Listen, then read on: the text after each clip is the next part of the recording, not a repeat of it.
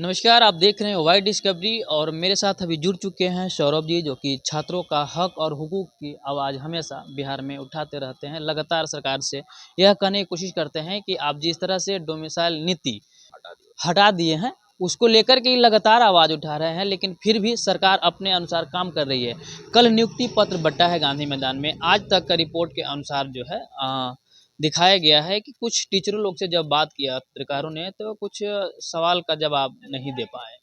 तो सबसे पहले आपको क्या लगता है? सबसे पहले आपको धन्यवाद कि इतने महत्वपूर्ण विषय पर, खासकर शिक्षक बहाली पर, प्रथम फेज की बहाली पर आपको याद होगा कि कई लोगों से सवाल जब प्रेस के लोग पूछे, यहाँ तक सीजीआई, गृह सचिव कौन है, गृह मंत्री, ये तो समान ज्ञान के नॉर्मल प्रश्न हैं। इन आदि प्रश्नों पर उनका जवाब बिल्कुल नहीं था। मुझे लगता है कि वो भाग रहे हैं।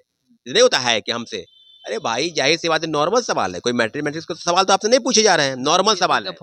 बीपीएससी और सेकेंड फेज के बहाली में जिसके द्वारा आपकी नियुक्ति हुई, BPSC, Bihar public service commission, तो लोग बिहार राज्य लोग और क्या क्या बोल रहे थे, तो कई सामने आ गई ना भाई वीडियो। ऐसा नहीं है कि एक चैनल के लोग, कई लोग, अगर आप हजार के टीआर 1 में यूपी के थे या टीआर 2 में बिहार के शिक्षक पकड़ा गए हैं। नहीं नहीं, बिहार के शिक्षक का यूपी, हमको उस पर नहीं जाना है कि बिहार के हों या जो उत्तर प्रदेश के हों। डोमिसाइल को लेकर मेरा जो प्रश्न है कि डोमिसाइल क्यों समाप्त किया गया, जाहिर सी बात है सबके मन में कई सवाल होंगे। डोमिसाइल सर्टिफिकेट बनाकर लोग बहाल होंगे नहीं होंगे, लेकिन डोमिसाइल पर बिहार का माननीय मुख्यमंत्री जी ने स्पष्ट कहा, खासकर तेजस्वी यादव जी, कि बिहार के नौकरी पर बिहारी को हक है। अगर आपको आरक्षण देना भी था जो आप 5%, 10% दे देते हो, जो अन्य राज्य भी देते हैं बिहार के लोगों की नौकरी में, तो फिर ये प्रावधान क्यों हटा? क्योंकि उनको पता है, क्योंकि किसी को प्राइम मिनिस्टर का कैंडिडेट बनना है, किसी को चीफ मिनिस्टर बनना है, तो उनको, आपको याद होगा कि परसों जो भाषण दे रहे थे तेजस्वी यादव जी कि हम सबको नौकरी देंगे, तो दीजिए ना सबको नौकरी। तो बिहार के लोगों को कटोरा लेके भीख मांगने की नौबत आ जाएगी। अगर नौकरी मिली है इतने, क्या आपको लगता है कि इस तरह की नौकरी देश के किसी राज्य सरकार ने इतनी नौकरी नहीं दी जितने बिहार सरकार ने नौकरी दी है? आप या भी बात को ध्यान में रखेंगे तो क्या बिहार के लोगों को नौकरी मिलेगी या नहीं मिलेगी? मैं क्षेत्रवाद को बढ़ावा नहीं दे रहा हूँ कि उत्तर प्रदेश के लोग बिहार में नौकरी नहीं करने आएंगे, लेकिन उसका एक दायरा है। आपने दायरा को खोल दिया कि आइए नौकरी लेकर जाइए। अब बिहार के लोग अब मजदूरी करने जो है ना, राजस्थान, पंजाब, हरियाणा, महाराष्ट्र, गुजरात में जाएंगे मजदूरी करने, तब मजदूरों की फैक्ट्री बन जाएगी।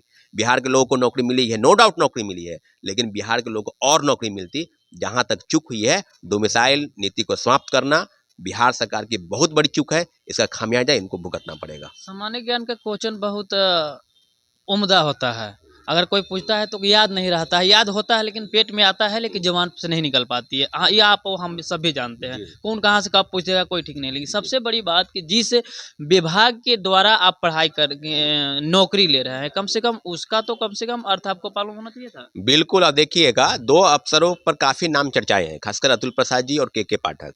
अतुल प्रसाद जी चेयरमैन बीपीएससी के हैं और के पाठक अपर मुख्य सचिव शिक्षा विभाग।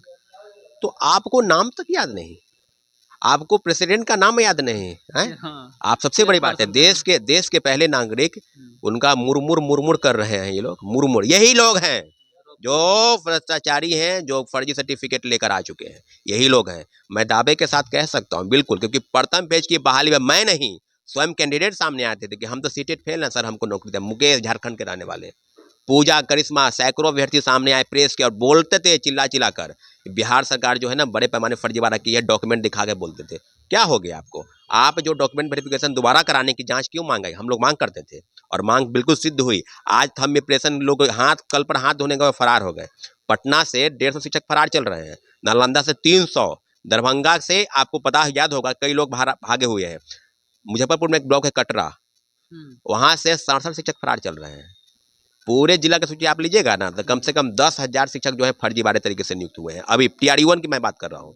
कौन? वही सब भाग रहे हैं। वही सब भाग रहे हैं। भागने की नौबत है। आपको याद होगा कि सुप्रीम कोर्ट का गाइडलाइन के बाद ये हुआ था कि बिहार में छठे चरण में काफी गड़बड़ियां हुई। माननीय उच्च न्यायालय ने स्पष्ट कहा कि जो भी फर्जीवाड़ा हुआ है सबका लिस्ट आप हमको सौंपें। 70,000 लोगों की सूची सौंपी गई। आप एक बात बताइए कि जब छठे चरण में जो बहाल हो गए हैं, 5 साल से 7 साल से नौकरी कर रहे हैं, उनको बाहर नहीं किया गया। वो लोग आज भी शिक्षक हैं, नौकरी कर रहे हैं। और जब पूछा गया माननीय उच्च न्यायालय में, तो कहा कि फाइल जो है ना जल गया है, फोल्डर गायब हो चुका है। तो ये बात बताइए, इसका जवाब कौन देगा? आज भी लोग भागे हुए हैं ना, नौकरी की इस्तीफा नहीं देंगे। वो भागेंगे, अंडरग्राउंड हो जाएंगे और 2-3 महीना का फिर आके ज्वाइन करेंगे और पैसा देकर फिर बहाल हो जाएंगे।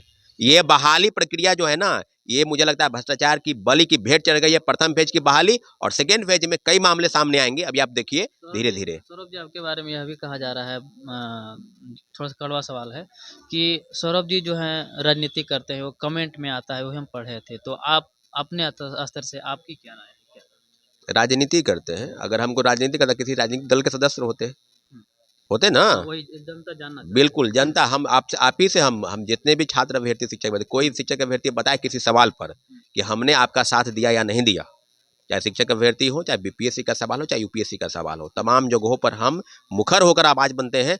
आपके मन में कई लोग, यहाँ तो भगवान पर लोग प्रश्न चिन्ह उठा दे रहे हैं, अल्लाह पर उठा दे रहे हैं, गॉड क्रिश्चियन सब लोग पर।